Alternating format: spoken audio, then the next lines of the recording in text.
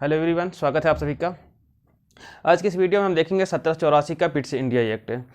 दोस्तों, जो पीछे के हमने वीडियो देखा उसमें 1773 का रेगुलेटिंग एक्ट हमने कंप्लीट कर लिया। उसके बाद उसकी कमियों को दूर करने के लिए जो कानून बनाया गया था 1781 में, एक्ट ऑफ सेटलमेंट या बंदोबस्त कानून, तो उसके उपबंधों को हमने देख लिया।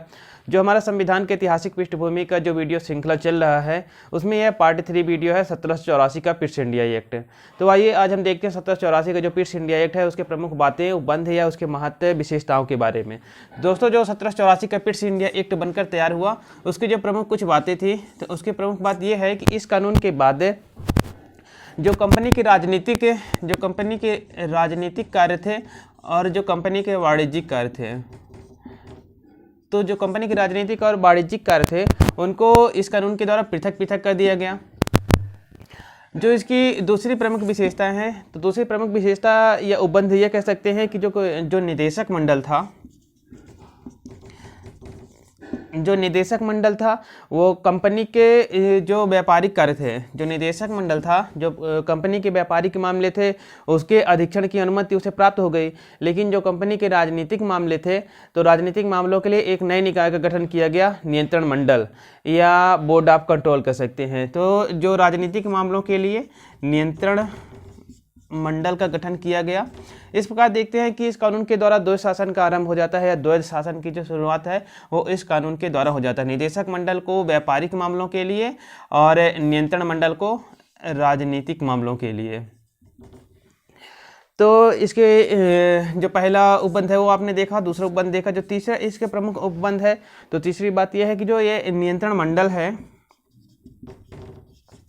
जो नियंत्रण मंडल थी उसे यह शक्ति प्राप्त हो जाती है कि जैसे ब्रिटिश अधिपत्य क्षेत्र में सभी कार्य जैसे गतिविधियां हैं, जैसे कि नागरिक मामले हो गए, सैन्य सरकार हो गया या राजस्व संबंधित जो सभी प्रमुख गतिविधियां थी, तो नियंत्रण मंडल को शक्ति प्राप्त हो गई कि उनके वह अधिपत्य मतलब अधीक्षण कर सकती थी और उसे नियंत्रण स्थापित करने की शक्ति नियंत्रण मंडल को प्राप्त हो गई।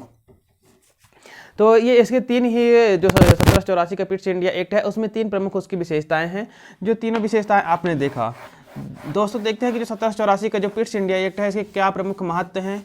तो महत्व की अगर बात करें तो महत्व ये है कि जो ब्रिटिश शासन है जो ब्रिटेन में है, जो ब्रिटिश शासन है वो ब्रिटेन में है, ये कंपनी का शासन है जो भारत में है। तो इस अधिनियम का जो प्रमुख महत्व अगर बात करें तो जो इसका प्रमुख महत्व ये है कि जो कंपनी का अधिपत्य क्षेत्र था, जो ये कंपनी का अधिपत्य क्षेत्र है उसको पहली बार ब्रिटिश अधिपत्य का क्षेत्र कहा गया। मतलब देखते हैं कि धीरे धीरे जैसे कंपनी का जो अधिकार है उसको सीमित किया जा रहा है, कानून को धीरे धीरे कानून बना करके उसके अधिकारों को सीमित किया जा रहा है। उसके बाद देखते हैं कि जैसे 1857 क्रांति के बाद डायरेक्ट ही प्रत्यक्ष रूप से ब्रिटिश शासन जो ब्रिटिश शासन है वो भारत पर अपना कानून या नियंत्रण जो शासन डायरेक्ट ही करने लगती है। तो धीरे धीरे कंपनी के जो अधिकार है सीमित किया जाता है।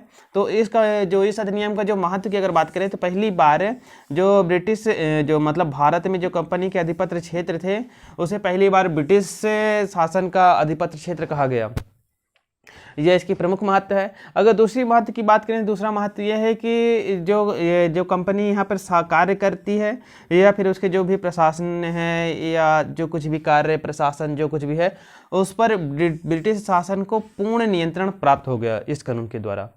तो यही इसके दो महत्व है कि पहला जो महत्व है कि कंपनी के अधिपत्य क्षेत्र को पहली बार ब्रिटिश शासन का अधिपत्य क्षेत्र कहा गया, और दूसरी प्रमुख महत्व ये है कि जो कंपनी का यहाँ पे कार्य है या उसके प्रशासन है, जो भी नीति नियम कानून है उस पर ब्रिटिश शासन पूर्ण नियंत्रण स्थापित कर सकती थी।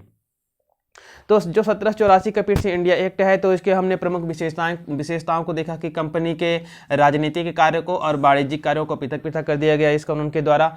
जो दूसरा इसका कानून है तो इसमें ये उपबंधित किया गया कि जो निदेशक मंडल है वो कंपनी के व्यापारिक मामलों के अधीक्षण करने की अनुमति प्राप्त हो गई। लेकिन जो राजनीतिक मामले हैं तो राजनीतिक मामलों के लिए एक नए निकाय का गठन किया गया, नियंत्रण मंडल या बोर्ड ऑफ कंट्रोल। तो इसी में द्वैध शासन के अगर जो शुरुआत होती होती है भारत में जो द्वैध शासन है, तो यहीं से द्वैध शासन का आरंभ हो जाता है।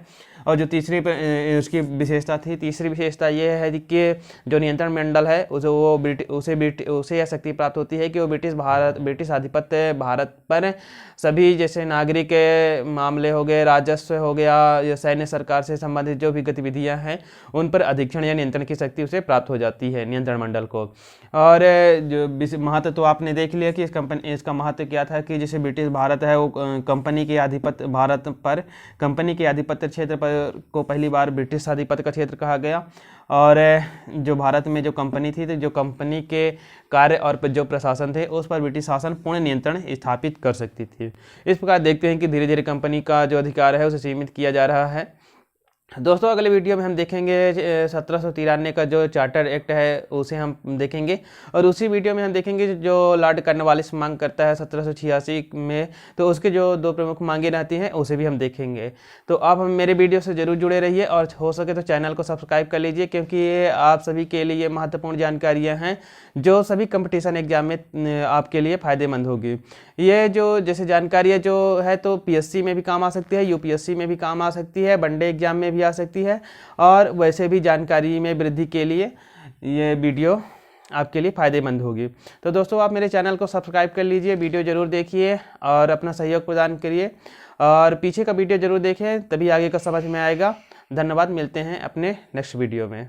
जय हिंद दोस्तों।